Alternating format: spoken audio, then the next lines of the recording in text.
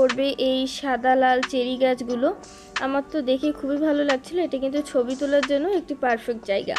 তারপরে এই যে এই গাছটাও কিন্তু আমার খুবই ভালো লেগেছিল, পাতা দিয়ে একটু কাগজ বা আমি জানি না, এই বা গাছটা আমার ভালো লেগেছিল। তার সাথে আছে এই পানি ভরিত ঝর্ণা, এর সামনেও কিন্তু আপনারা অনেক সুন্দর সুন্দর ছবি তুলতে পারবেন। আর রাইডসের মধ্যে ছিল এরকম ফুল রাইডস, এটা আসলে উঠলে ঘুরবে। আর তারপরে ছিল রোলার কোস্টার।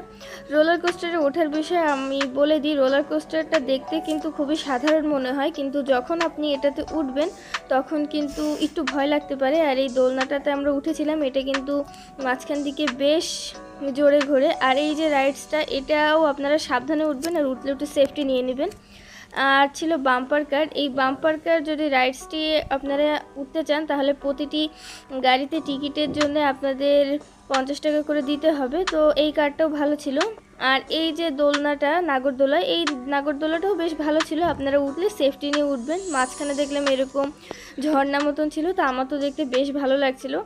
আর বাচ্চাদের জন্য এখানে একটু প্লেসের টয়ের ব্যবস্থা ছিল, যেখানে স্লিপিং এরকম জিনিস ছিল। এটাতে আর আমাদের ওঠার মতন কেউ নাই, তো এটা আপনারা আসলে এটা এনজয় করতে পারেন বাচ্চাদের জন্য। তারপরে ছিল এরকম হেলিকপ্টার, তো এই হেলিকপ্টারটাও আপনারা এনজয় করতে পারেন। হেলিকপ্টারটা উঠলে কিন্তু একটু মাথা ঘুরতে পারে, কারণ এটা মাঝখানে একটু বেশ জোরে ঘোরে।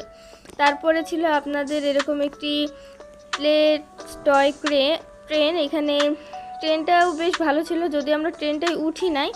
আর তারপরে ছিল এরকম একটি নাগরদোলা, আগে যেটা দেখিয়েছিলাম সেটা ছিল খোলা আর এটা হচ্ছে বন্ধ, তো এটা তো আপনারা উঠলে বেশ এনজয় করতে পারবেন। আর ছিল আপনার ইউনিকর্ন, এইরকম ঘোড়া, এটাও সাধারণত খুব ভালো হয়, আমরা যদিও এটাতে উঠি নাই। আর সাথে ছিল আপনার এই হাঁস, আমার সব রাইডগুলোর মধ্যেই পানির মধ্যে হাঁস চড়াটা আর দোলনাটা খুবই ভালো লেগেছে। তো এই হাঁসটাও আপনারা উঠতে পারেন, উঠে খুবই এনজয় করতে পারবেন। হাঁসটা কিন্তু উঠে আমার খুবই ভালো লেগেছে।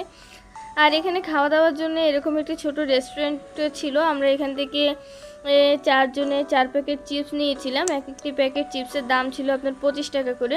আর বাইরে এসে আমরা এখানে ফুচকা খাচ্ছিলাম, এই ফুচকাটা কিন্তু খুবই দারুণ, খুবই মজা ছিল, অনেস্ট রিভিউ দিচ্ছি, খুবই মজা ছিল এই ফুচকাটা।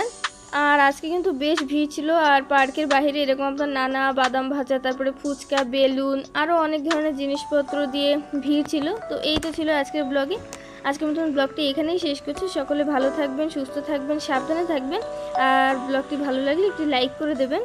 ফেসবুক থেকে যদি দেখে থাকেন তাহলে পেজটিকে ফলো করবেন, ইউটিউব থেকে দেখে থাকলে চ্যানেলটিকে সাবস্ক্রাইব করে দেবেন। ব্লগটি কেমন লাগবে সেটি অবশ্যই আমাকে কমেন্টে জানাবেন। তো আজকের মতন এখানেই বিদায় নিচ্ছি। সকলে ভালো থাকবেন, সুস্থ থাকবেন, সাবধানে থাকবেন। দেখা হবে পরের একটি ব্লগে। আল্লাহ হাফেজ।